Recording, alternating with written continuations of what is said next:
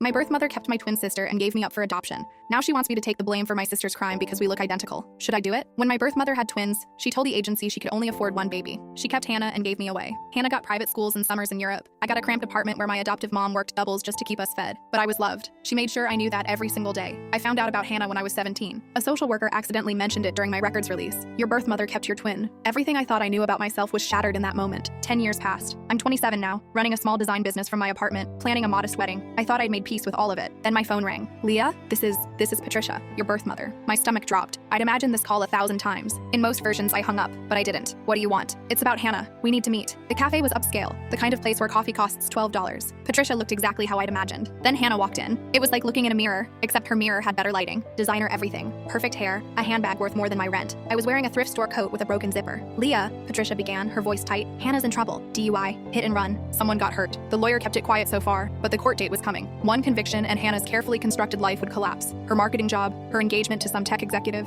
her Instagram perfect reputation. I can't let one stupid mistake ruin her future, Patricia said. Hannah leaned forward. Her perfume probably cost more than my monthly grocery budget. We look identical. If you showed up to court and said you were driving, they'd process it as a clerical error. You'd take the plea, we'd pay the fine, and it would be over. I stared at them both. You want me to go to jail for you? It's just a suspended sentence, Hannah said quickly. Probation, maybe. And we'd pay you $50,000. $50,000. That was 2 years of my income. Patricia's voice softened. Please, we're family. I left without answering, but I couldn't stop thinking about it. Not because I wanted the money, because it proved everything I'd always suspected. I was never the unlucky twin. I was the spare parts. That night, I did some research. Hannah's DUI wasn't her first incident. Sealed juvenile records, a dismissed assault charge from college, 2 other traffic violations that mysteriously disappeared. Patricia had been buying her way out of consequences her entire life, and now she wanted to buy me. The next morning, I called back. I'll do it. Patricia actually started crying with relief. Thank you. You're saving your sister's life. The money arrived that afternoon. $50,000, wire transfer, my name on it. They sent a stylist to my apartment, cut my hair exactly like Hannah's, gave me her clothes, her jewelry, even her mannerisms. They rehearsed my answers with me for hours. Just say you were driving, say you panicked and left. Look remorseful. They really believed I'd go through with it. Court day arrived. I dressed in Hannah's clothes, wore her perfume, and styled my hair exactly like hers. Patricia and Hannah sat in the back row, relaxed and confident. They'd already mentally spent the money they'd save on lawyers. The bailiff called the case. The state versus Hannah Morgan. I stood up and walked to the front. The judge looked at me over his glasses. Please state your name for the record. This was it. The moment when I was supposed to say Hannah Morgan and let them destroy what was left of my integrity. Instead, I smiled. My name is Leah Chen, and I'm not the defendant. The courtroom went dead silent. I'm Hannah Morgan's identical twin sister. The woman sitting in the back row is Hannah. She tried to pay me to take the blame for her crime. Patricia shot to her feet. What are you doing? Hannah's face went white. The judge demanded order. I pulled out my phone and showed him the wire transfer, the text messages, the voice recordings I'd made during our rehearsals. They gave me $50,000 to commit fraud, I said calmly. I thought the court should know. The judge's expression turned glacial. Within minutes, bailiffs were at Hannah's row. Obstruction of justice, conspiracy, bribery. The trial became a spectacle, not because of Hannah's DUI, but because of what they'd tried to do to cover it up.